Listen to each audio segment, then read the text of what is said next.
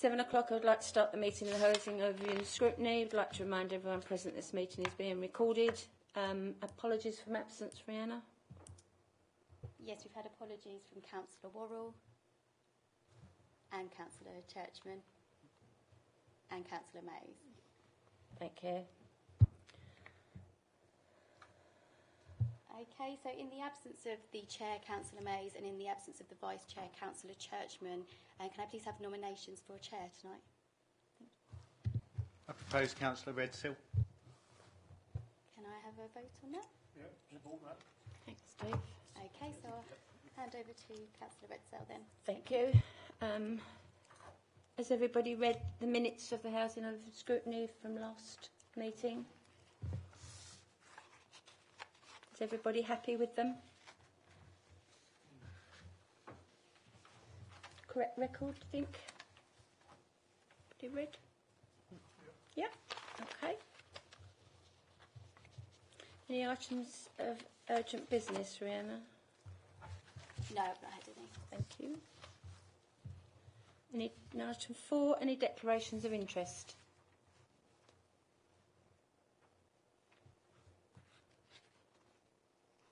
No? Okay, thank you. Item 5, structure of HRA. Is Mike? Yep. Thank you, Mike.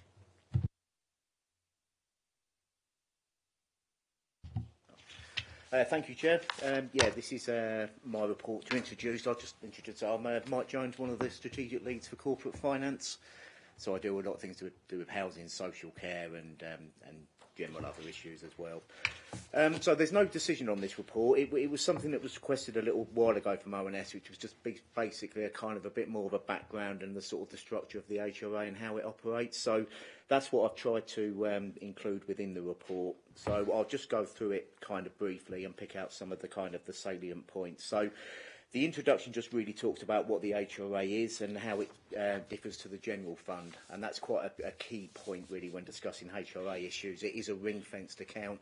It is separate to the general fund, and all of the income which comes into the HRA has to be of a direct benefit to the tenants. So that's basically the kind of the introduction and then the main structure. There are legislations around the HRA, as I've described in some of the paragraphs under 2.4 there was more of the sort of the formal legality side of it. The HRA is kind of governed by what we call the 30-year business plan, and that's effectively a long-term financial forecasting model. And that kind of brings in all of our sort of assumptions around rental income, repairs and maintenance expenditure, capital works and everything. So we're required to complete that kind of on an annual basis, and it is a long-term view of the HRA to ensure there's long-term viability and that the levels of income and expenditure are in accordance with our projections. 3.1 and Table 1, I've just kind of tried to give a little bit of a further breakdown. These are kind of more in sort of the financial statements, but hopefully it kind of follows through in terms of where the expenditure and income is. So effectively, there's £59 million worth of expenditure and £59 million worth of income. So the two net each other off. The HRA can't set a deficit budget, so it has to operate on the money it generates through rent, service charges and other miscellaneous sources of income. 3.2 just gives a little bit more of a breakdown as to what that operational service delivery budget is, because obviously there's key things in there, repairs and maintenance and financing costs, but in terms of operational service delivery, that's a little bit more of a breakdown as to what the sort of the teams consist of and how it's kind of allocated for, you know, what tenants will see and sort of some of the direct interaction that tenants will have with the service, and that's effectively how the allocation of the funding is, and that's how that's funded. Table 3 just gives a little bit more about the repairs and maintenance. It's quite a generic sort of heading, but it just sort of breaks it down to a little bit more into some sort of key kind of headings. So that's under Table 3. And Table 4, I've just sort of shown a sort of a pie chart, just more of a visual representation as to where that expenditure is and what the biggest items are. So as you can see, operational service delivery, repair and maintenance take a big sort of chunk in terms of the expenditure allocation. And then there's capital works, interest payable and an element for bad debt provision as well. Table 5 just gives a little bit more of an illustration from the pie chart, just to put a little bit more context into sort of every pound of income which is received as to where that goes, just to sort of explain that a little bit further. So again, it fits in with the charts, but it's just a further sort of way of trying to sort of show that. The income pie, a little bit difficult on the sort of black and white, but you can effectively, the biggest sort of source of income is through dwelling rents. Water charges are kind of an in and an out really, and then we get income through service charges, leaseholders, garages, miscellaneous and premises income. So that's where the income comes in from. So you can kind of see in table 7, 47 million of that 59 million is through rents, and then service charges, leaseholder costs. So that's the source of income as they come forward, which total the 59 million pound in total that we spend. Table 3.4 and Table 8 is the capital programme. So this is something we include kind of every year as part of the rent setting process.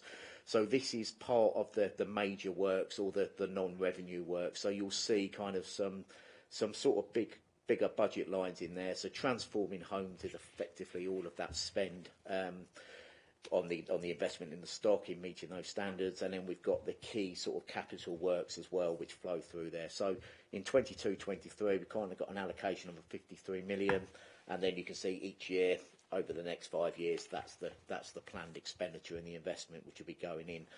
Some new sort of items on there, you'll probably notice about carbon reduction and some of those kind of things now which are coming into play. So we're starting to get that sort of into the budget and sort of, looked at now, because it will be something which will come in, as law relatively soon. 3.5 and Table 9, this just kind of breaks down a lot more about sort of the rent setting policy and how the rents work. So a lot of this was included in the rent reports, but I've just sort of shown it again just to give people a sight of it. So at the time of writing, we had about 9,500 properties. The average rent for 2021 was £87.99. We apply the CPI uplift, and that gives us an average rent figure of 91 million. And it's those kind of bits which bring the income in, and that's kind of the changes between the two. The rent setting policy follows a standard formula now of CPI plus 1%, which for the forthcoming year is obviously something which is under consideration at the moment as to what that will mean. There is, I've sort of preempted a bit at the end of the report, but there is a consultation at the moment from central government about potential limitations to the rent increase which can be applied. I think a level of CPI at 12-13%, or whatever it will be in September, would be way above anything that's ever sort of been experienced at doing these rent reports, certainly in the 20 years I've been doing this. So the government is obviously looking at that at the moment through a consultation process and seeing what the views are of local authorities.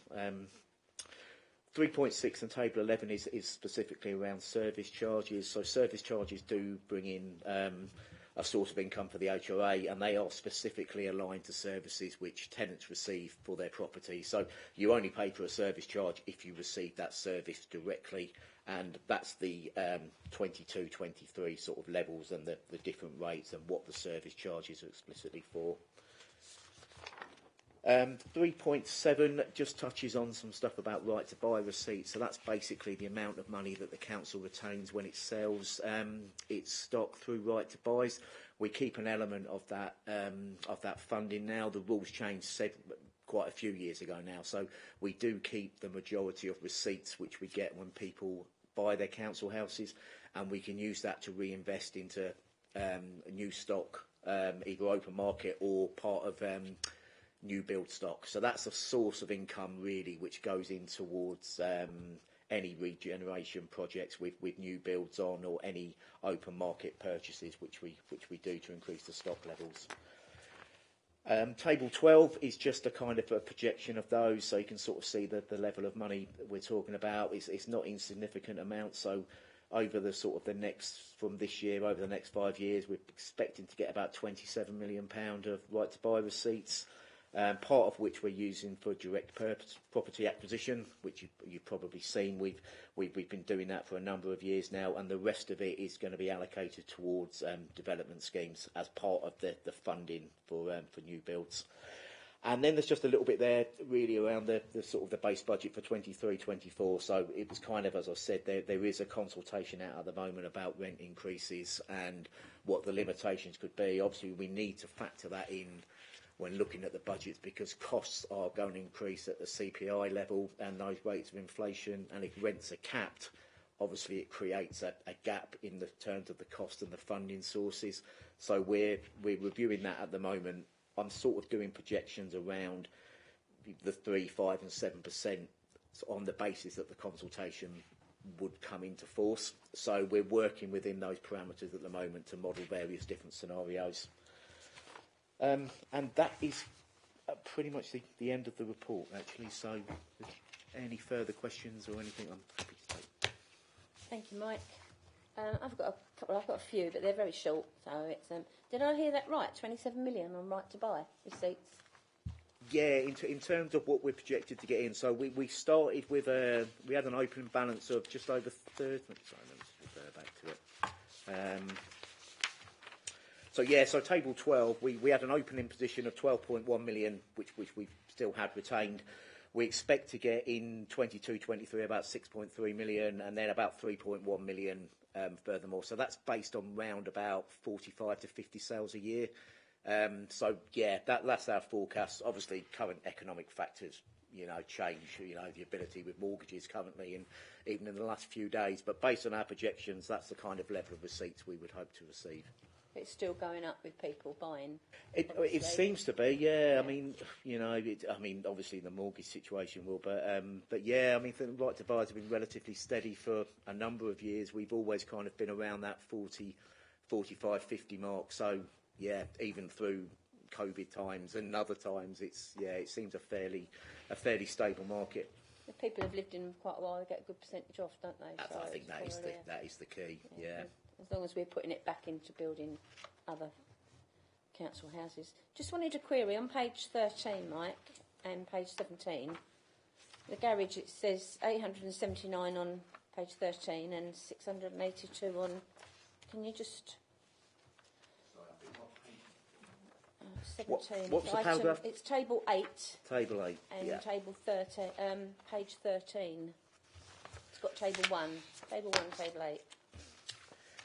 Yeah, so table 8, that's the capital spend which we're planning to do. So yeah, so at the moment for this year, 682,000 and 500,000 kind of every year, as that's sort of the capital investment, be it kind of repairs or any alterations to garages. So that's the capital side of it. Does that include the taking down and the painting?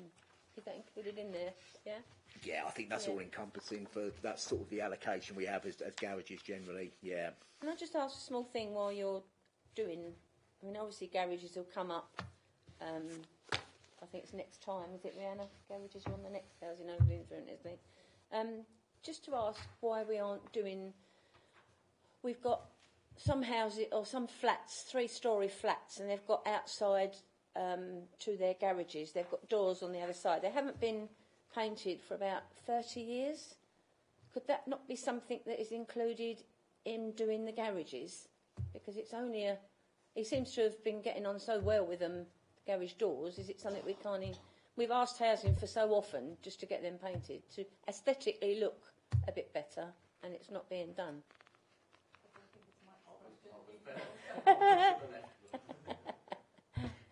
Yeah, Councillor Retzel, it's more of a asset management and housing services question. So we have got a garage sort of investment plan, which is where the money we quote, and we will get round to as many of them as possible. I don't think we've got detail to hand to say where that particular lot is, but we're definitely coming around the borough. Probably Jesmond Road and Springfield is probably where they are, because they're all on the inner. So you can't, from outside, you can't aesthetically see them unless you go into the flats compound in the middle, sort of. So, but they haven't been done, but it must be 30, 40 years. They're just going rotten now, to be honest. The doors will fall off soon. So I think it's just a coat of paint. That's all it needs, So we can look at it at a later. There was a garage update briefing note sent a month ago or two, I think now, across to yourselves, which was then going to take off that garage report from the work plan. And I think those garages there actually are in one of the first phases to be done. I will It's find the doors it that and- are on the back of the garages, I know, yeah? yeah, I know, Yeah. I know. So aesthetically, the garages are looking lovely. I've got to say, it's beautiful. It has enhanced them really lovely. But it's the doors on the back of the garages, because they had a door to get into the garage from the back, and they're just not been done for. So if Mike could have a look into that, I'd appreciate that. Probably myself and Alistair will Alistair, take that okay, point away yeah. about the If we back could doors just- to the garages. It looks like it's something that's just been forgotten and nobody cares, you know. So it's. I know I'm a bit of stickler for the. If we don't look, we're getting rent from them. If we're not looking after them, then it's not worth it. Sorry to be a pain. Table 11. You've just got after Bruins Court. You've just got caretaking. I'd like a bit more detail there, please. Yeah, I've just kind of realised looking at it. So that is that's the different level. So it's the bronze, gold, and the shower. But no, you're right. That does need sort of the narrative against that. So yeah, I will look at that. But it's essentially that it's the gold, silver, and bronze standard.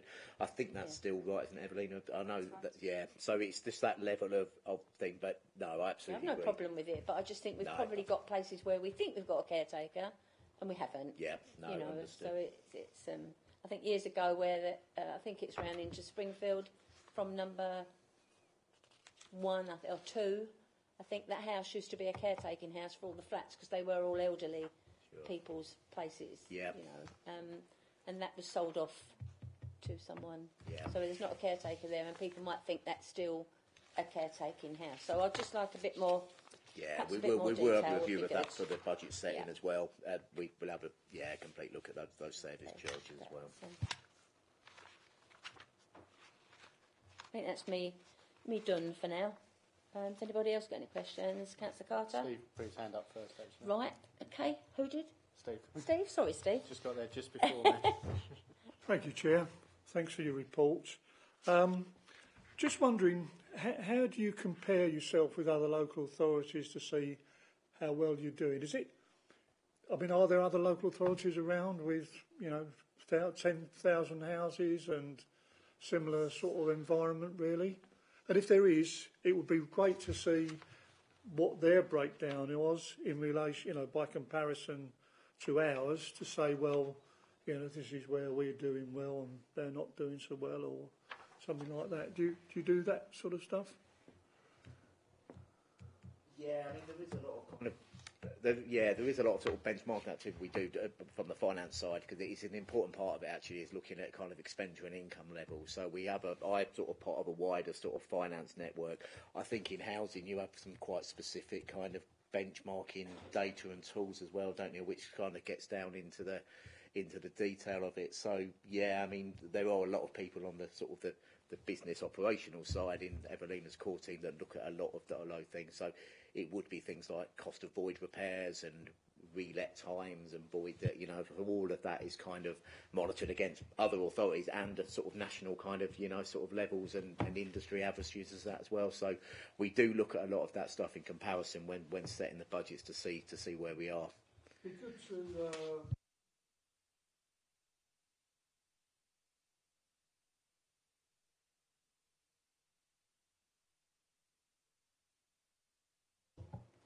Actually, there is a new set of regulations coming shortly from the regulator of social housing, where landlords will be required to submit their returns on performance and on tenant satisfaction measures. So the government is aiming for April 2023 for some of it to start. It won't be all of it, but some of it will hopefully start, which is the tenant satisfaction, and then the financial measures and the sort of performance measures will follow shortly after, is the intention.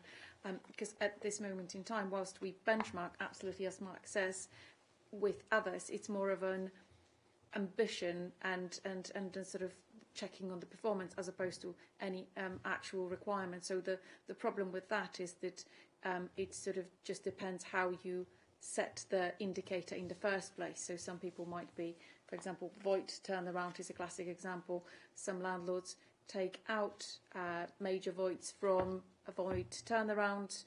Some landlords include them, and so you're then comparing kind of apples and pears, and it doesn't give you a good sort of standing. However, the government sort of regulation will mean that everyone will be looking at exactly the same criteria, exactly the same measure, and then we'll be going into some sort of meaningful comparisons, even though as landlords we say, well, actually, you still need to look at the local community, you still need to look at the archetype of the stock that you're dealing with, you still need to look at the local needs as opposed to, trying to apply one size fits all. But there is something coming that we'll look at trying to standardise it. I was actually looking at the staffing costs because, they are significant, and that in itself would give us a fair idea of where we should be looking, really. And second one, similar to Joy's, really. Lansbury Gardens, I've been asking, I think, for about 10 years for their fascia boards to be painted. It's the only bit of woodwork on those blocks, and I know it's expensive to get the sort of high-rise vehicles to get up there, but it's a major problem for many of them. They see it as being quite scruffy. So if you could think about that for me as well, I'd be most grateful. Thank you, Steve. I think we've got a lot of those areas. We've got, even with the garages, we've got things hanging off, and you report them and nothing gets done. I think that's the sort of, and aesthetically, that's the sort of things that people, as they go around, they're looking at. So I think we've not got to, we've got to move quickly on those things. And 4 years, and how many years you've been waiting for yours? I think it's wrong, when it doesn't get done. Thank you, Councillor. Thank you, Chair, and thank you for your report. Firstly, I'd like to cycle back to what Councillor Lydiard said about wanting to see some stuff from our statistical neighbours. I would certainly support that a lot more in future reports. In Children's Overview and Scrutiny Committee, we have a England average, and one for our statistical neighbours as well. So if that can be incorporated, I'd always prefer more data than less data. And I'm sure all the other councillors here will agree with that. Now I want to go on to the tower block refurbishment as part of the capital programme on page 17. So there's the carbon reduction in brackets tower blocks we've got quite a big projection. I know work is being done on the Chadwell high-rises, but is work also being looked at some of the other high-rises as well, and if so, which ones at the moment? Thank you. I'll let Alistair answer this one. Yeah, thank you, Councillor. So, as you rightly know, the Chadwell Tower blocks, the projects ongoing over there for the ground source heat pumps. We are currently looking at future projects, but we're looking at it across the piece in terms of the housing asset in the total realm. So, we are looking at a possibility of delivering a similar type project at Tilbury, but yet we're sort of to finalise details around any sort of potential timeline of that. But as we say, we've got money in the budget, and so we're looking at that, and we're also looking at government opportunities for funding. So I don't know if you'd have seen today, but the government launched 2 new funding opportunities similar to where we were successful over the previous year in terms of getting money for Chadwell. So it's absolutely part of our ambition to deliver big, large-scale schemes like that, but we don't have set plans at this current moment. Oh, you're not going to like this, Alistair, but as I'm coming in on the back of Adam there, Blackshots is we've given people the hope that we are going to do something, and we are getting so many calls from especially Keir Hardy with the damp and mould already beginning to form in the flats.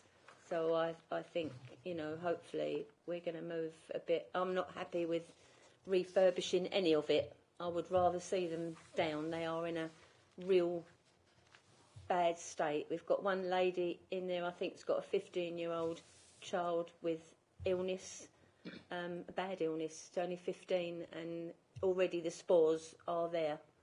And we haven't hit the winter yet. So really want. We either bring it up. You either say something now, or we bring it up at a further. Because I won't rest till I get something. Thank you. Okay, so if I can just sort of update a little in that, we're aware that we previously discussed this at committee before. Just to let you know, at the moment we're currently reviewing cost planning and the viability and looking through proposals for the options of replacing redevelopment. So that work is ongoing. I know you've been waiting for some time, but once that work is completed, then we can obviously give a fuller update at that point.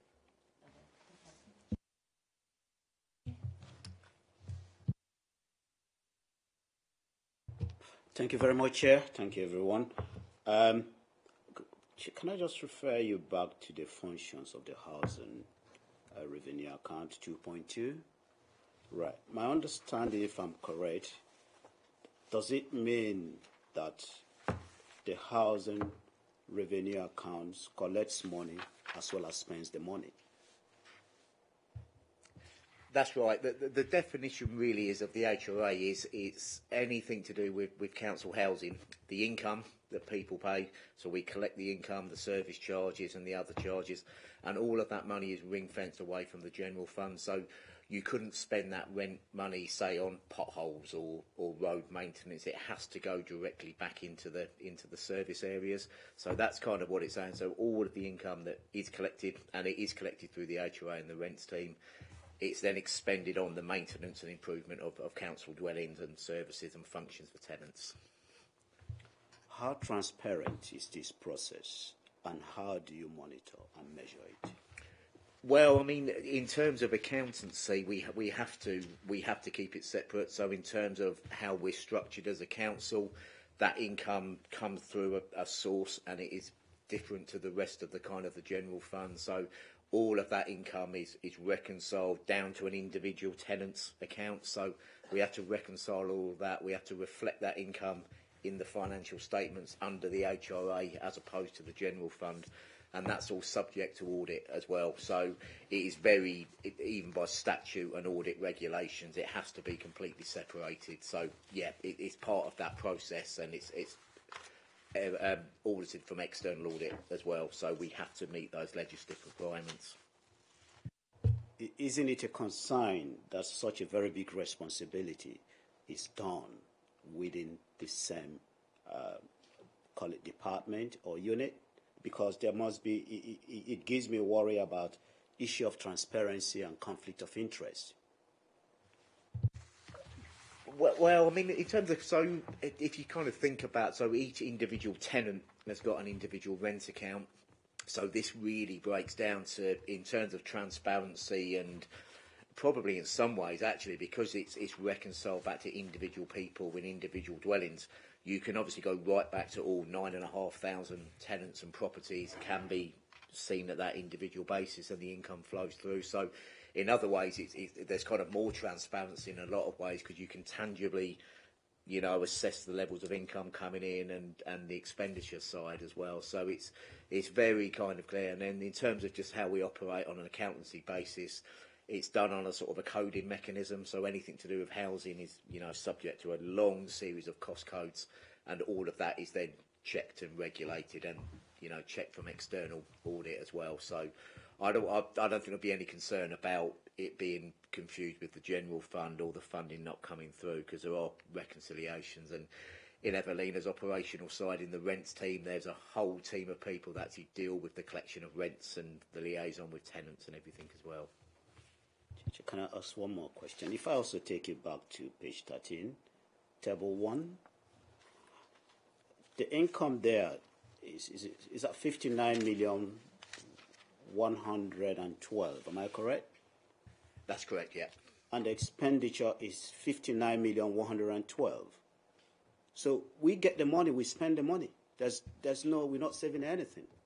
No, but so within that, so that is the sort of the basis of the HRA. It isn't set up to make a surplus, because basically the rent we charge, if it was making a surplus, it would effectively mean we're collecting more rent than what we're going to expend.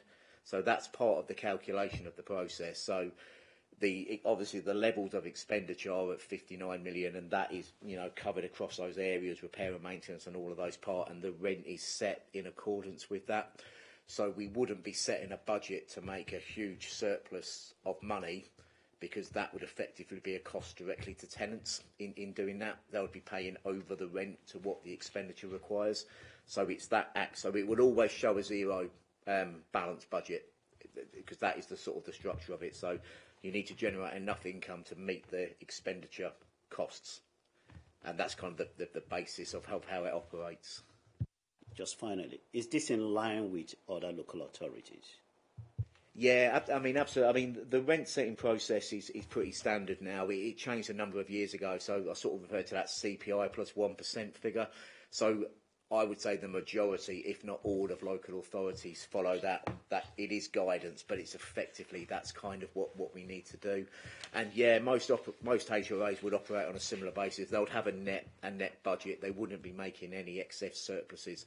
And by the same token, you can't set this budget with a deficit, so it has to balance out. So, and I think coming back to Councillor Lydia's point, you know, there would be some comparison, and as Elena said, it will become more transparent as to how much other authorities might spend on certain areas, but we would be in the sort of, you know, the right kind of area and comparable to most councils of a similar size. Obviously, some of these HRAs, some of the London ones have got 20, 30,000 units potentially. So for an area of Thurrock size, it's actually quite a big housing stock it has for the size of the borough. And other HRAs may have a few thousand and, you know, smaller units. Okay, thank you very much for explaining.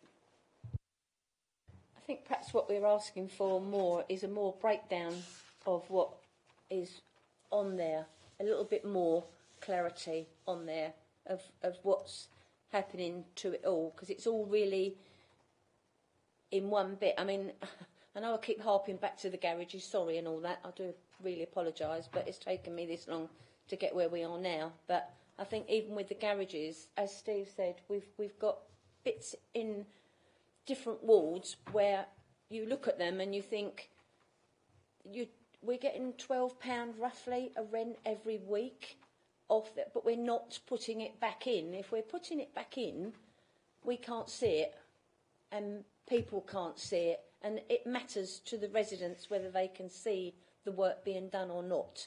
As Steve said, that aesthetically, when he's walking in his ward, he can see it, and has been asking for it for all these years and not getting it. So I do think, picking up on what Councillor Jones said, that we need more clarity in that.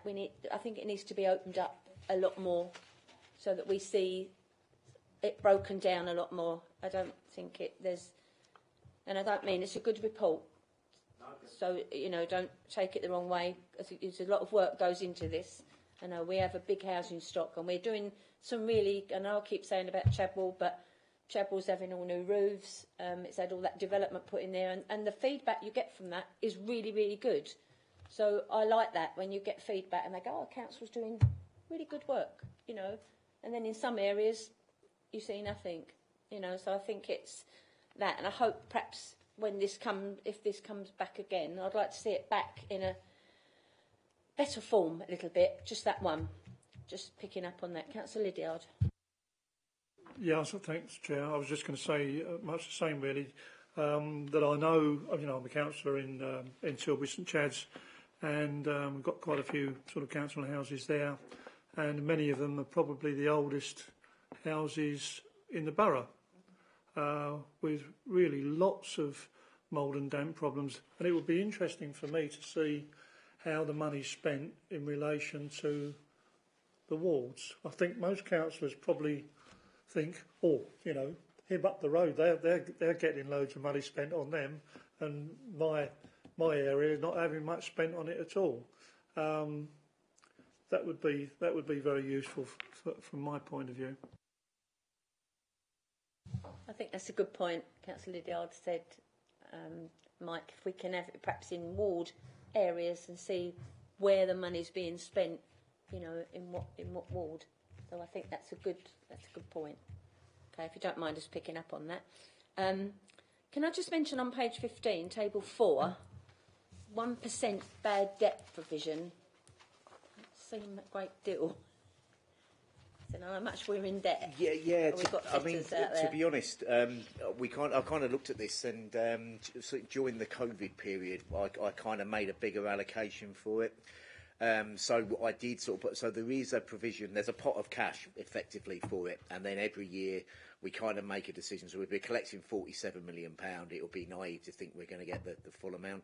But the level of rent collection has always been really high, and it maintained so. And as I say, during the COVID period, I did put additional funding into that bad debt provision to top it up, and it's quite healthy actually. So I don't need to apply a 5%, constantly to take that money out of frontline services. So at the moment, there is sufficient money in there as a pot, and then a 1% provision for 22-23 certainly. That will be sufficient, and we provide. Obviously, each year we have to review this, and the coming year I think will be a bit. It does seem to face a lot of challenges currently, but so we will look at that again. But no, I mean rent collection levels are 99%, and they have been. It's a real testament, really, that I know in the debt collection they're doing an awful lot, aren't they? And they're really bringing it up. I'd just like to have seen. It just didn't seem to say much about that, just 1%. So perhaps we just need a little bit more information on that. I think the next kind of iteration will be the rent setting report, and that will be quite a lot more. There will be a lot more detail in there. I think some of the points, some of the breakdowns on some of the service areas, and certainly things like bad debt, rent levels, and rent options. There will be a lot more in that as well. So I think some of the things you're picking up on, I can probably work into that overall rent report, and then you can see it a lot more clearly then as well. Evelina? Thank you, Chair. I just also wanted to add that the breakdown per ward of investment is a little bit of a challenge, and I know we provided one for yourself at request. It's a bit of a challenge because the way those budgets are structured is literally the way you see them on this within this paper. So they're structured per type of work or per type of programme, as opposed to per location or ward. We can do it manually.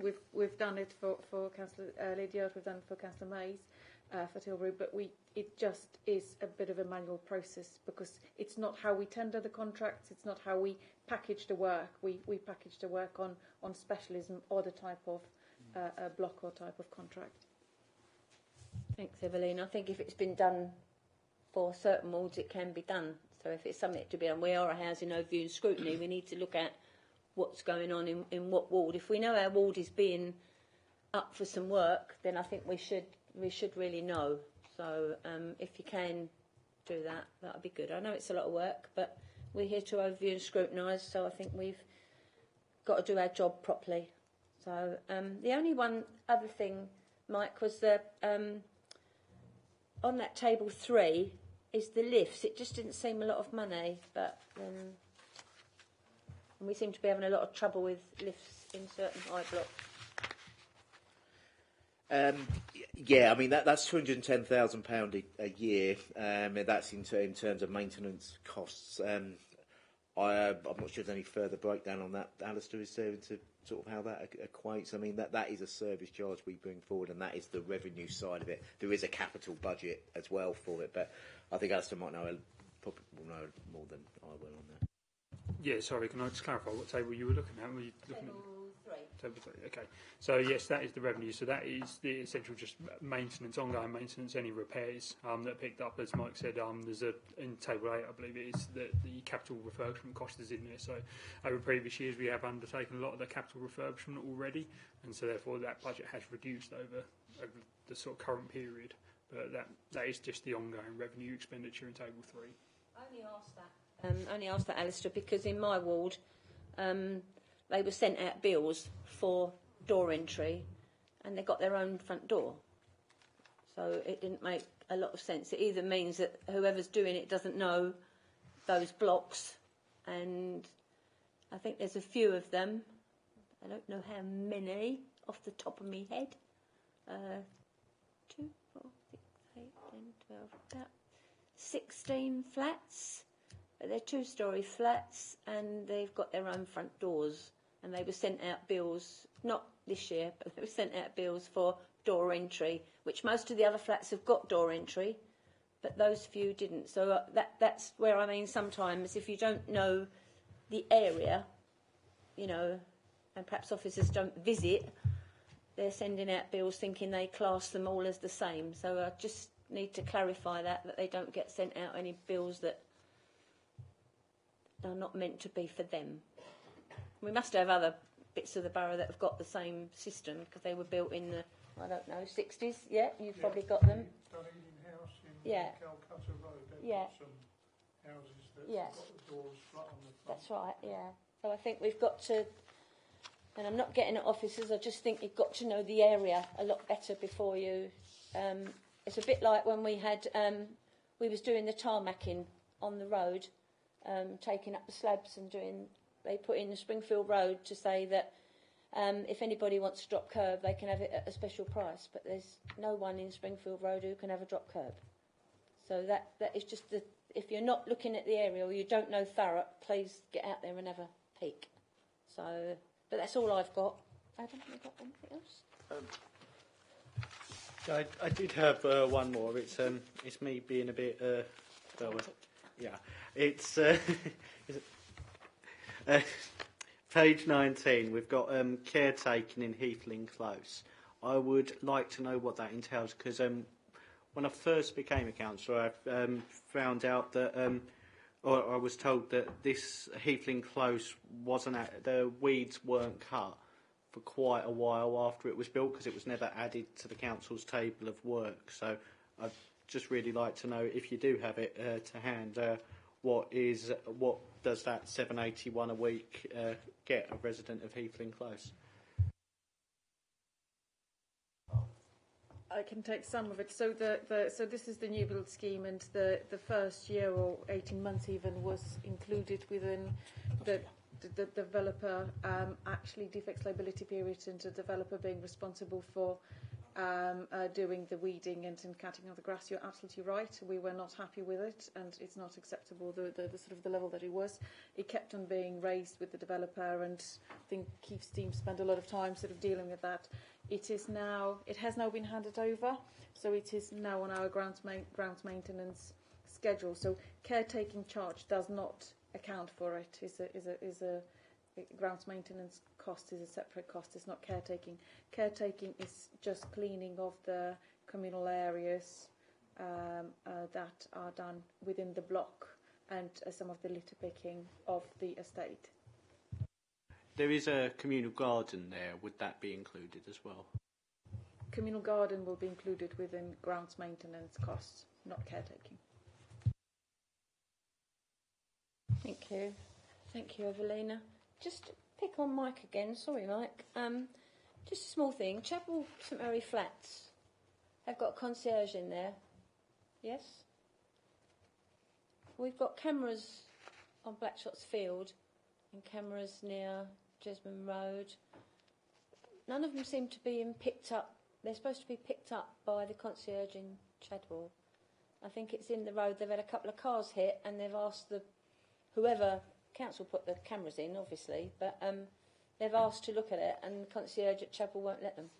So I don't know whether it's police or Evelina. Yeah, it's definitely not the Mike question, even though he seems to know a lot about operations. I can't answer that question right now. There is, if there are cameras and they're being recorded and everything is captured, then there is a process to request that evidence. And I'm just presuming that this is part of the process. If something hasn't worked or something was broken, then I can only apologise. But the full process is that they all should be connected to the CCTV sort of centre in one of the blocks, and a process follows to request footage. It's not.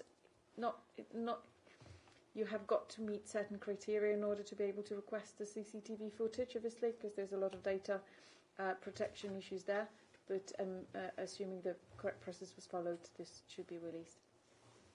Just doesn't seem to be any join up, Evelina. When somebody tries to look at a camera, it's if you've reported it to the police, you've done your bit in reporting it to the police. When the police say you've got to ring the council, then concierge at Chapel don't pick it up or don't want to give it out. So there's got to be some join up there. You know, if people want some information because they've been hit in the night, the camera's there for a reason, and if it can't be looked at, there's no point in it being there.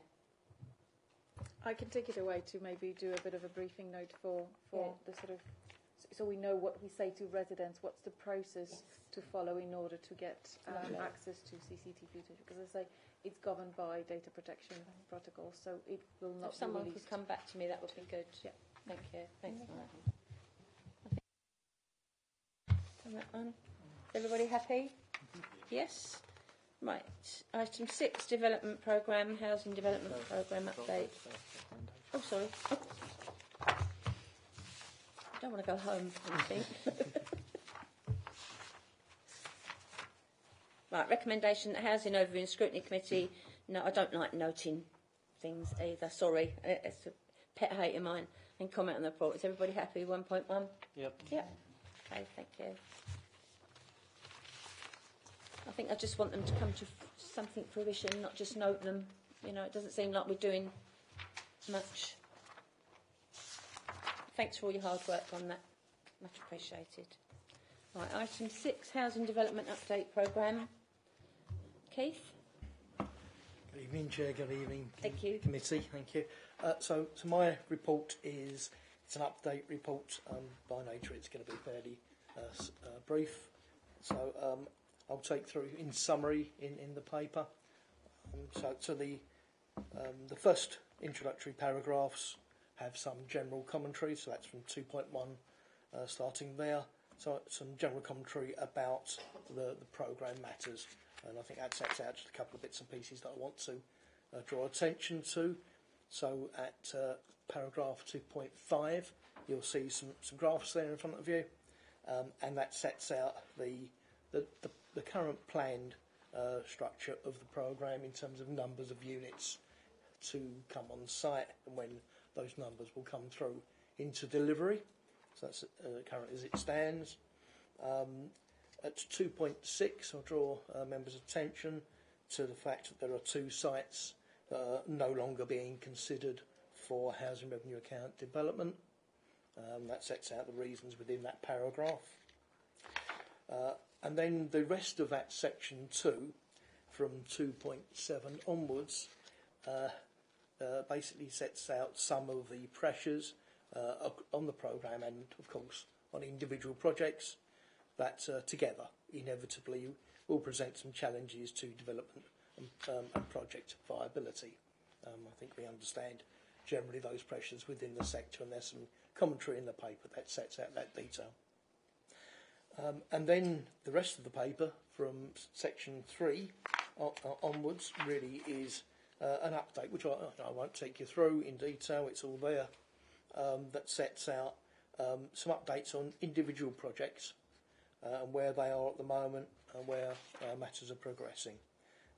So, as I say, there's a detailed narrative there on individual sites, and I'm happy to take any queries and questions, of course.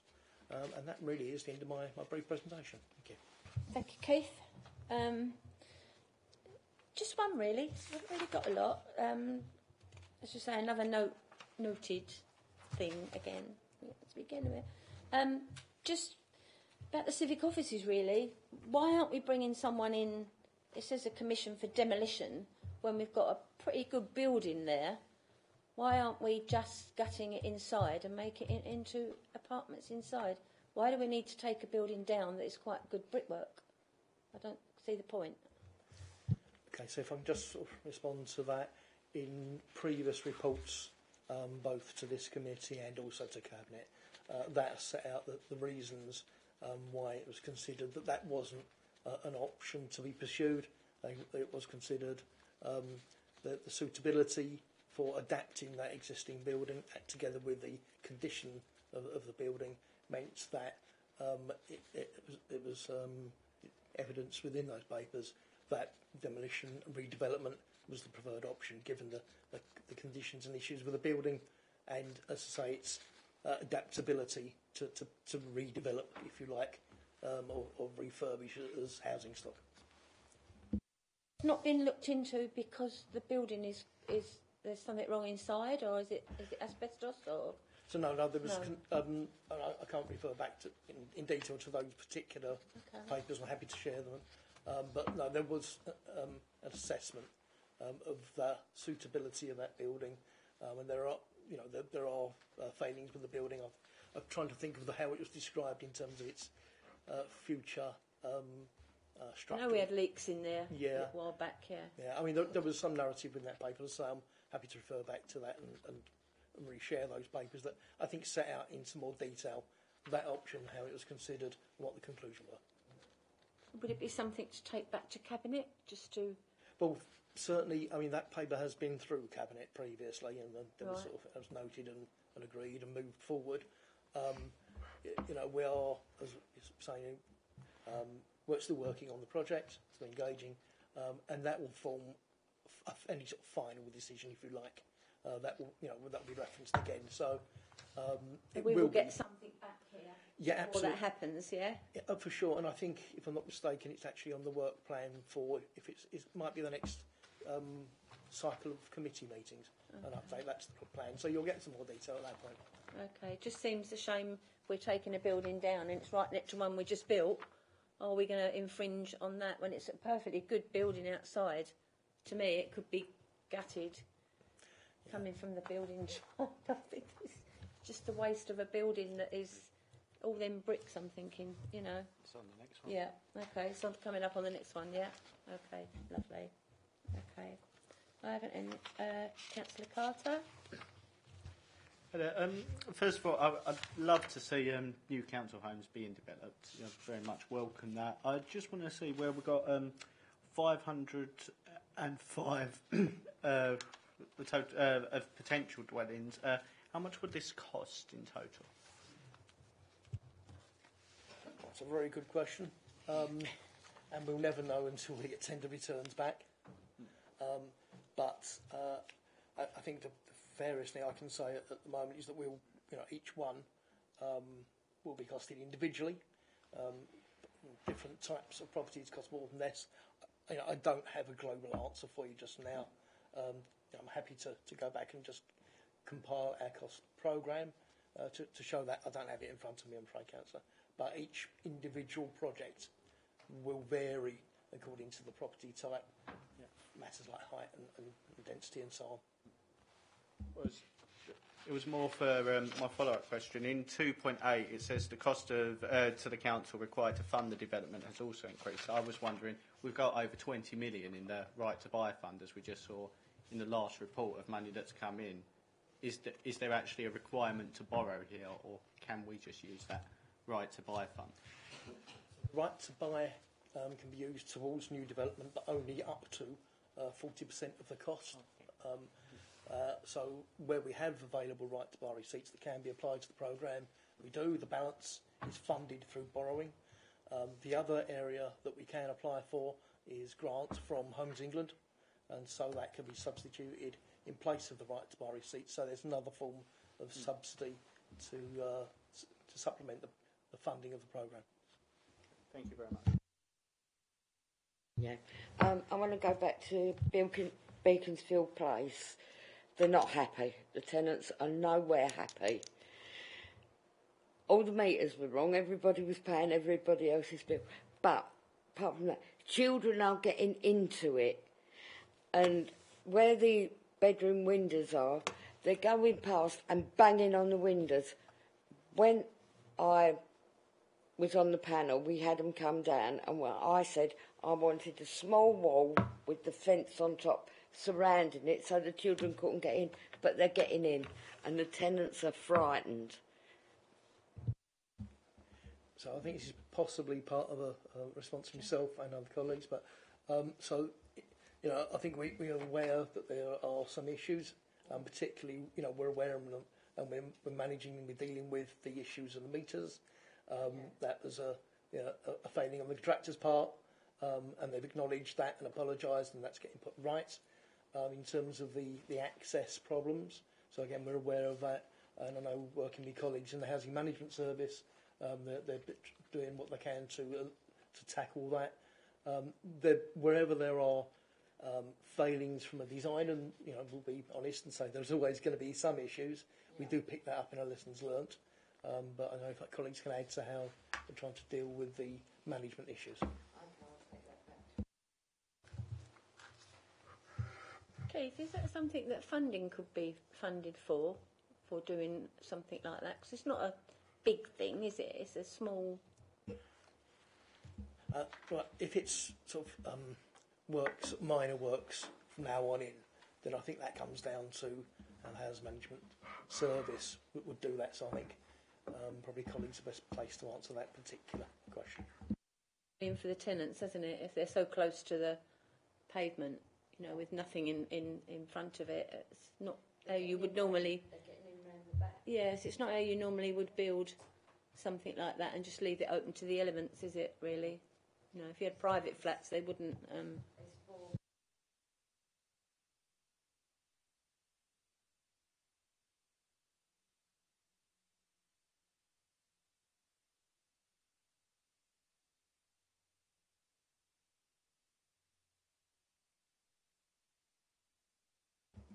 Yeah, of course, speak with colleagues on that.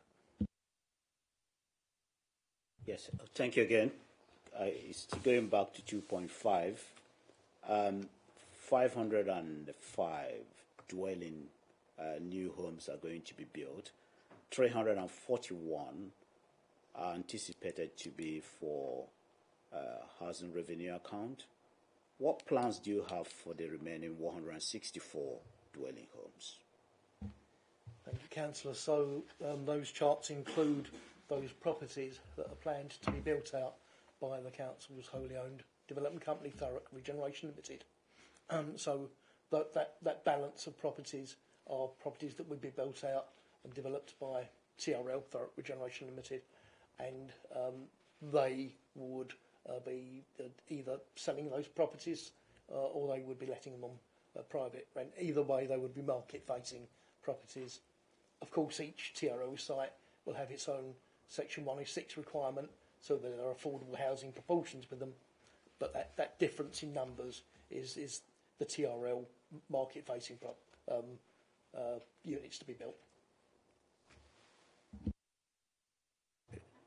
Yes, just one. Is there any provision for affordable home, young people in the borough to be able to buy their own property? So I think what there is currently within the plans is to develop shared ownership. So that is certainly within some of the TRL projects. So that the shared ownership product is considered generally to be a first step on the housing ladder, and so that there will be the ability for people to buy, part rent is the common parlance really around it. So yes is the answer within those projects in particular. So, thank you. All right, thank you very much.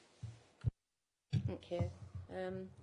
Can't go by without mentioning Black Shots, can I? Because you've put it in the report. So it says would require major works to extend their lifespan. Don't want to extend their lifespan because their lifespan's gone now. There's no life in them now. I think we've done the consultations and we've done everything. We've given people a bit of hope that they might be at some point getting out of there. So just a bit of an update, really. It's just not enough there for me. Sorry, it's on next month, the next... Yeah, I know it is, but it's in here. So really, Councillor, I can offer no more than I mentioned earlier that there is that ongoing consideration around design and viability and so on. So that is the position at the moment, and that would be for the redevelopment of that area. So we are still active. Just not seeing anything coming from that. No. I mean, I appreciate we're in quite a volatile position nationally around some building cost inflation, around the cost of borrowing and so on. So we have to be very careful, working with colleagues such as Mike and the finance team to look at the finances around that particular project. But we are, as Councillor Carter points out, we're intending to bring a report back shortly. Perhaps Mike and I can have a conversation offline. That'd be good. Thanks, Chair, and thanks for the report. From what Councillor Redstall said, there's, what have we got, 12 high-rise blocks? 12. Why is one different from another? I mean, they're all built presumably much the same sort of era, and we all have problems with them. And there's 60 flats in each one, 720 dwellings. It would take years to rehouse these people. I mean, my first question was, what's different between Councillor Redsall's block and my high-rise blocks in Tilbury? Thank you, Councillor. So there's 15 high-rise blocks across the borough. So there's 981 flats across the piece in terms of the overall housing. So over in Blackshards, I believe there's 186 flats. Over in Tilbury, I think there's 64 flats per block, and Chadwell got 91 per block. So there's quite a disproportionate amount in each ward. The actual construction type of them is different between. So the ones in Blackshards, for example, are actually a system build. And the ones over in Tilbury are a no-fines structural concrete form. So in terms of the way in which you would approach works to them blocks, it is very much different. And so, that's all feeding into the work that keeps doing around, the potential improvement or other options for Blackshots. But Tilbury were actually addressed in terms of sort of thermal efficiency works around 2005. So in the history of them, there has been a little bit disproportionate spend, and obviously that's why we're undertaking works over in Grays at the moment to bring them up to the modern day standards. All right, thank you. I think with Blackshots, just to reiterate that Blackshots wasn't built with any way of drying things or having any outside space out, to dry clothes. And I think they was built 59, 60, they're quite old. And I think with all the tumble dryers, washing machines, dishwashers, everything that goes in a kitchen, it's just nowhere for it to get out. And I think that's why, and as Alistair said, they were built of a different construction. And you can see the water actually running down the outside now. So it's causing a big problem over there. So it's not that you can't have anything done to yours, Steve. I'm just fighting for mine. But thank you, Alistair. That's good. Does anybody else want to come in? Okay. Right, recommendations. I don't like noting things, but if I have to, I have to. 1.1, note the updates on sites being considered for housing development. One was obviously over in Scrutiny. 1.2, note the sites no longer being considered for housing revenue. Argent Street, Grays, and Richmond Road, Grays. Is everybody happy with that? Yeah. Yeah. Okay, thank you. And item 7, interim report for stock. Alistair, I think that's yours. It is, thank you, Councillor. So, just to firstly note, this is an interim update report, and there'll be a future report to bring full findings of stock condition survey. So this is a bit of a snapshot in time, and the rationale for bringing a snapshot in time is because, unfortunately, the time frame for delivering this has protracted, which is also contained in the report in terms of the rationale. So in relation to why we undertake a stock condition survey and the nature that we do, it sets out in the report in section 2 in relation to the approach that we have actually taken. So members earlier this evening have noted in terms of the findings that they get walking around the borough, etc. So we continuously collect data for the delivery of our capital investment programmes and our revenue programmes year in, year out. But we've decided to approach a stock condition survey in a way in which we undertake a representative sample from across the overall housing portfolio, circa around sort of every 5 years. And so in 2007, 2018, we've done a 30% sample previously, and that's the approach we've taken again this year. And so essentially, when we undertake a stock condition survey of this nature, there's 4 key elements which are set out in sort of 2.6 in terms of recording condition of internal and external fabric around age and life expectancy, and also allow us to gauge costings. So that allows us to target works across the borough in a much more programmed and managed way, but also to look at our statutory obligations around the HHSRS and the Fitness for Human Habitation Acts. Also, we've mentioned earlier as well in relation to the thermal efficiency of our stock and the energy ratings, etc., because the national picture is changing. Obviously, we need to make sure that we maintain and improve our stock to support our residents, but also meet national guidelines. And so we look at EPCs, etc. And also, it's an opportunity to catch up on any backlog repairs that aren't being reported in a timely manner. So just to wind back a little bit, the numbers in terms of how many properties are included in this that we've undertaken are in section 2.5, and so it's just shy of 3,000 individual dwellings and 161 blocks that we're looking at.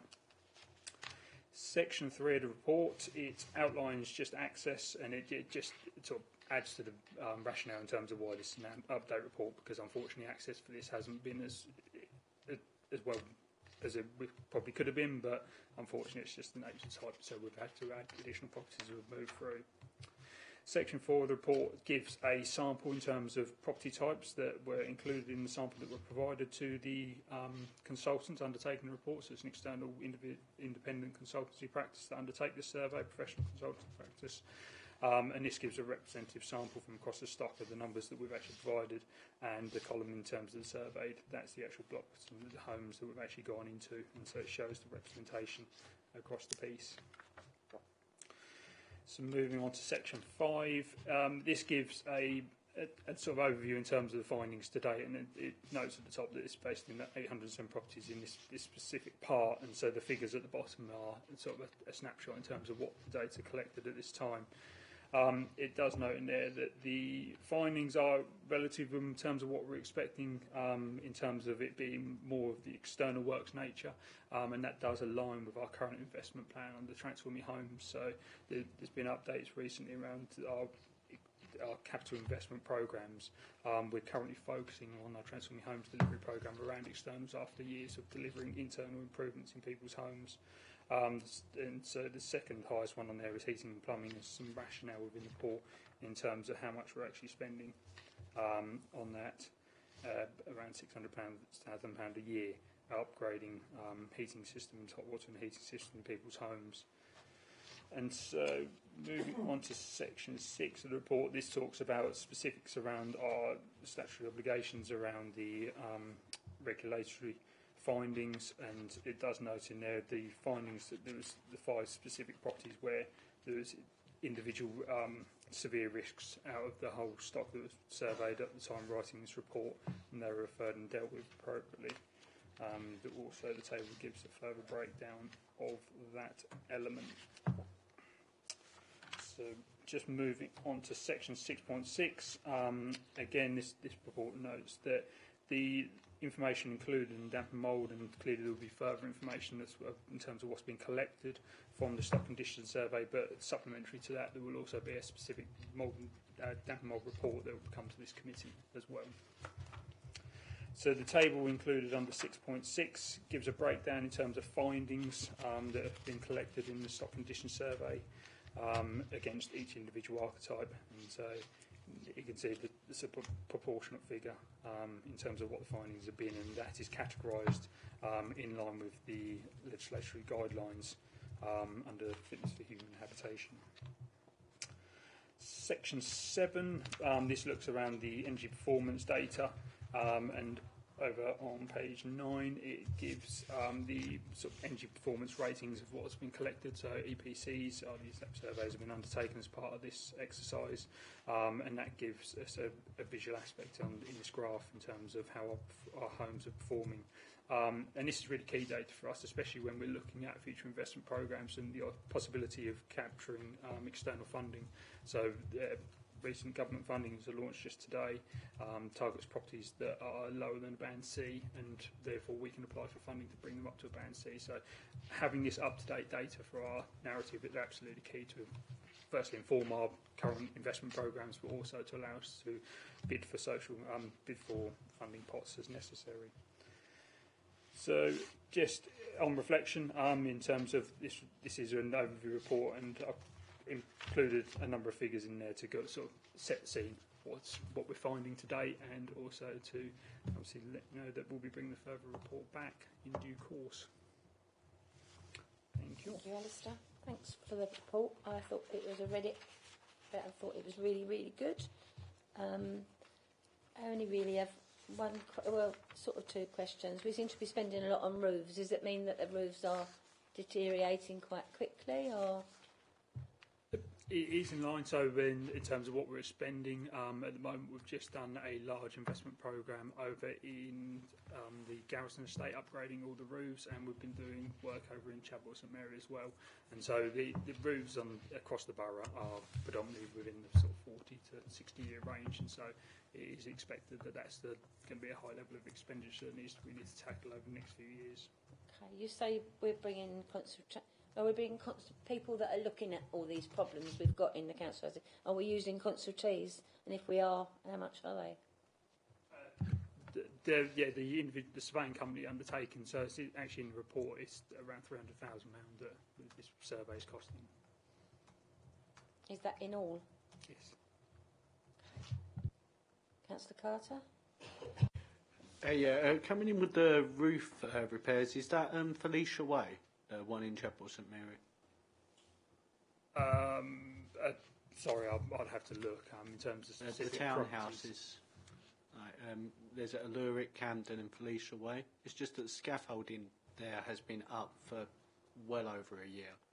I was saying, I do get constant contact with residents asking why they don't see workmen now at all.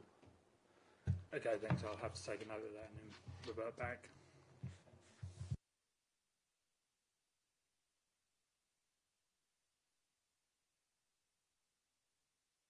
Okay, that's all the questions I've got. Steve, have you got anything you want to ask? Councillor Nathan? Yes. Thank you, Alistair. Thank you for the detailed report. Can I just bring you back to 3.2, which is on page 33. I note you mentioned having difficulties in booking appointment with residents. What are you doing to overcome these hindrances? So we have actually now resolved that, and we're just completing the final few properties. So essentially, as set out on the following page, we've had a backup archetype list to ensure we made up the representative sample that was required to undertake the survey from across the overall asset. So the way in which we approached it, we wrote to residents, we done letter drops, we booked appointments prior to going, so there's no cold calling, but just unfortunately on the day we attended, they just weren't able to provide access for whatever reason. So we attempted with a second access, but even when that wasn't successful, we backfilled the property with an alternative. Okay, finally, one more question from me. How many properties were not captured on this stock-taking survey? Are all of them? Are there some that weren't captured? So this was a 30% representative sample, so it's circa 3,000 properties. So there's over 3,000 properties that we haven't surveyed as part of this commission. But that is sort of set out in terms of the rationale we would look to do. So in 2017, 2018, we've done a proportion. Then properties haven't been subject to a survey again because we've got data on them. That's been updated through our investment programmes. This select properties that have been formed part of this survey then won't be surveyed in the future sample that we'll undertake. And so that replenishment of sample we think is a good approach in terms of stock condition, because it allows us to keep reviewing the stock and updating our details as we move forward, rather than just focusing on one stock condition survey that we undertook sort of 5 to 8 years ago, that the information is no longer relevant because obviously there's been further deterioration in the borough. Okay. Is that supposed to be reported on this document as well? So I'd set out just in section 2 in terms of this supplements the data that was captioned 2017, 2018, but I can make it sort of more evident in a future report. Okay. Right. Thank you.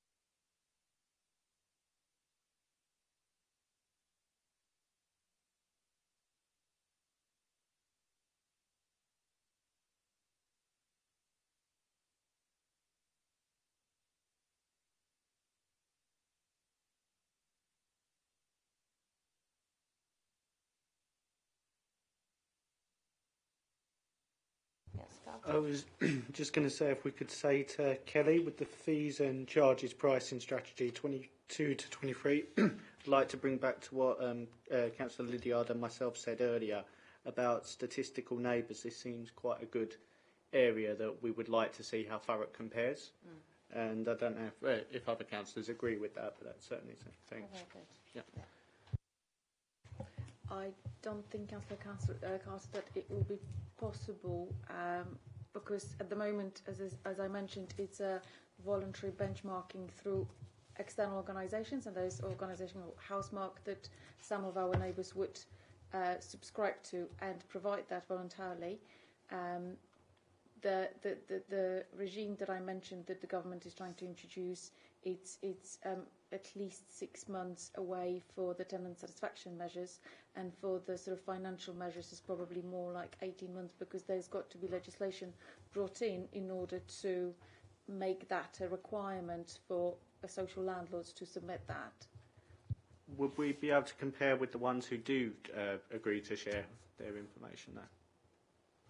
We can try and update some information from Housemark from those that do, because Housemark is the sort of the recognised external organisation that captures that, so we can see what we can get our hands on and get back to you.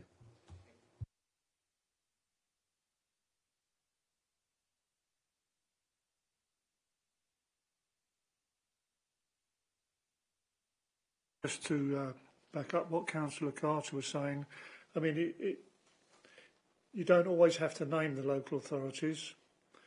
You don't always have to look at every item, like you say, void, length of voids, because different policies from different councils.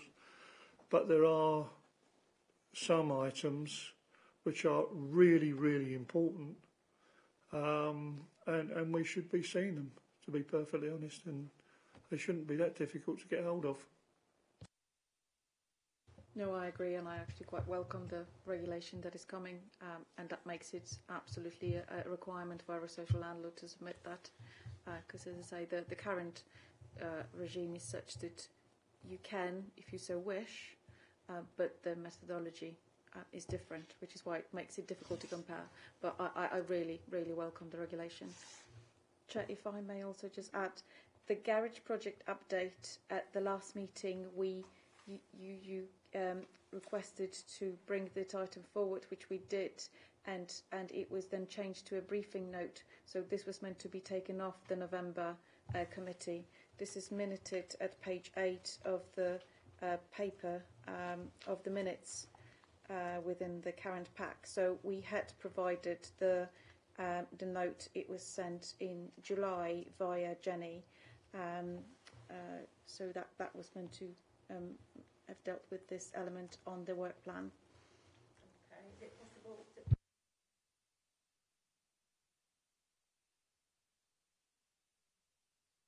Is it possible to, unless people have missed that briefing note, is it possible to bring that to that meeting? I mean, it's a very busy agenda. I'm happy to perhaps reshare, if we may, the briefing note. Just share it Yeah. with everybody, just to give them an update. Will do. July is quite a while ago now, isn't it? Yeah. We've all sort of missed it on.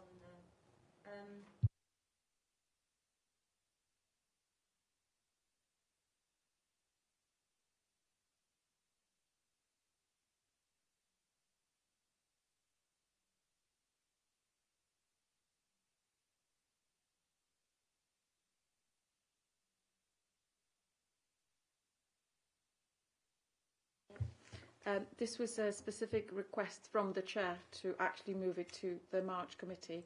So I guess we could bring it back to chair with the request to consider. Okay.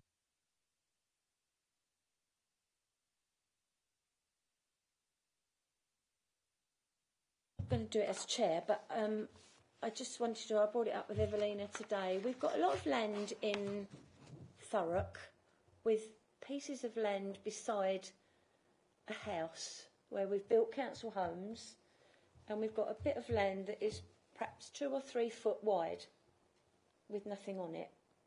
We've got cars parking up next to houses which we can't do anything about.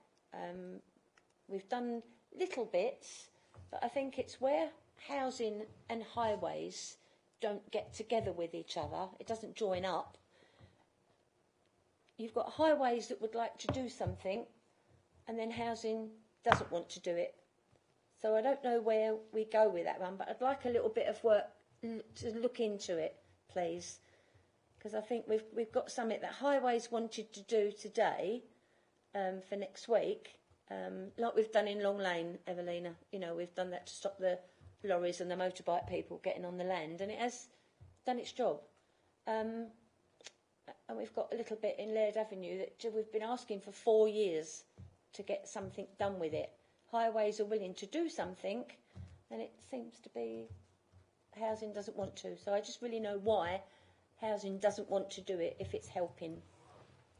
Obviously, some of the land we could have sold in with the curtilage of the home. I don't mean by selling grass verges or anything like that, anything big, but where we've got 2 and 3 foot of a little bit of land that is doing nothing and the people are willing to take it within their curtilage, then surely it's a, you know, it's something that won't cost us anything.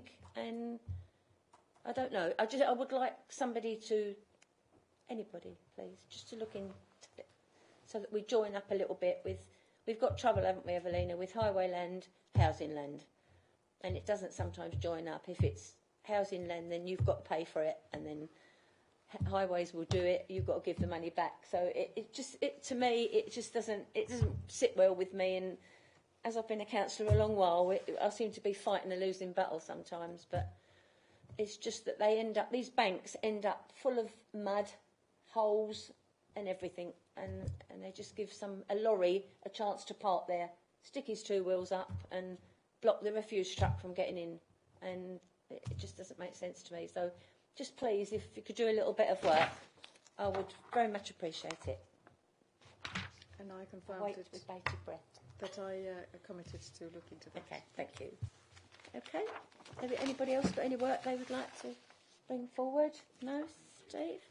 Okay, meeting closes at 20:22. Yes? Yes. And thank you.